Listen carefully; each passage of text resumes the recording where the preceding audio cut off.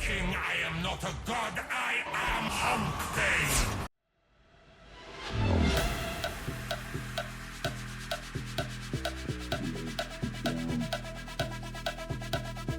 Get down.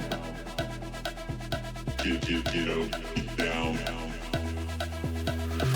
Get down. The bass and sound.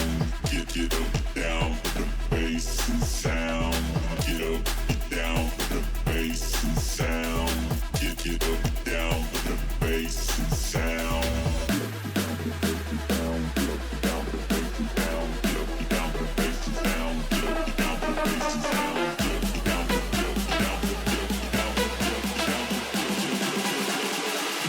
Down for the bass and sound.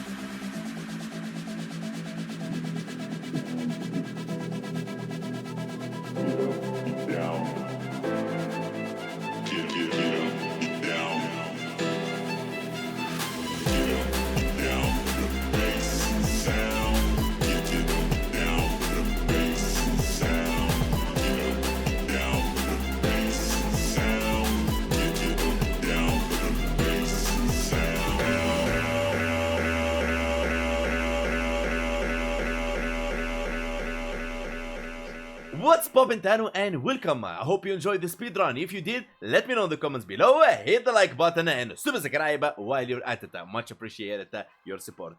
Now, in this video I will show you how to mod the Ocucor for level cap without the need of any ribbon. This video made based on your request because a lot of Tanos complaining about the Ocucor doesn't scale well with enemies. We're gonna fix that today. Let's go. And as always, we start every weapon with the unique trait.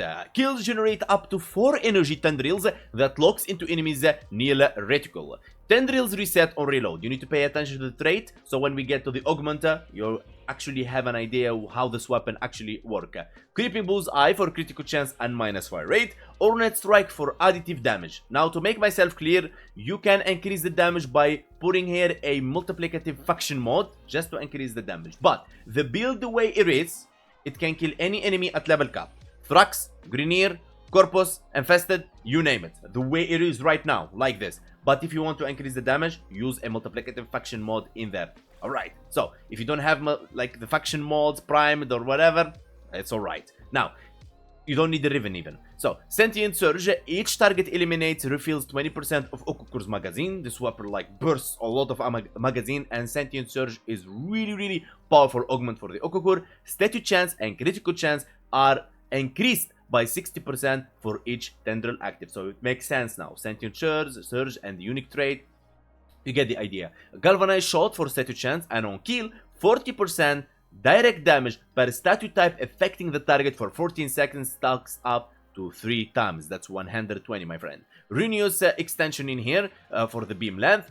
Primed Convulsion Electricity, Pestle Pestilence 60-60 Toxin Statue Chance, Primed Target Cracker for critical damage, Galvanized Diffusion for multi-shot, and on kill, more multi-shot. Now, the weapon have Puncture, Radiation, Corrosive. Radiation is good against Sentient and the Murmur, but the Orkin has a multiplicative resistance to it, so every damage you do with radiation will be cut in half, but we don't care about that. We just want the radiation effect.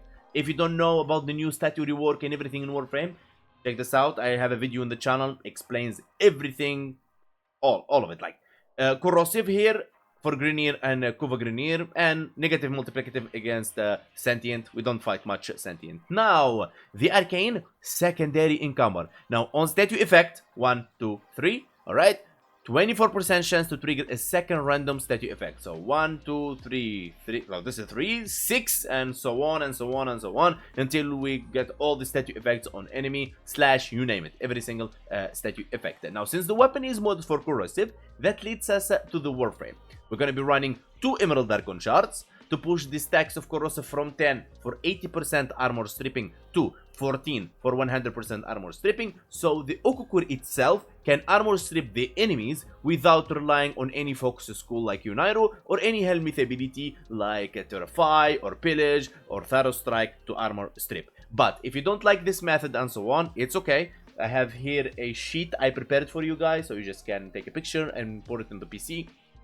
And you're good to go to try different methods of armor stripping and proccing viral. Now, leads us viral to the helmet ability. We're going to be using Nourish to proc viral. So that's a 4th statue on our weapon. Means that's going to be 8 on each 24%. So that's crazy, right? And giving us energy as a second thing. Now, for Revenant, the build doesn't matter really much. But Pestilence on the aura. But if you plan on switching between weapons and so on, use the Hostile Amp. Okay, now Vigorous Swap on equip 165% damage for 3 seconds when you swap between weapons. Arcane Precision on Headshot 300% damage for 18 seconds. Arcane Velocity for the fire rate. Now, when it comes, for example, the Cascade, like you saw on the speedrun, I use 177 Amp, Raplak Prism from the Quills on Cetus, Propa Scaffold, and Certus Brace from the Little Duck on Fortuna. You need to be rank 4. Now, I use Madurai against the Thrax because the Void Strike will deplete all your energy and gives you 1000% damage,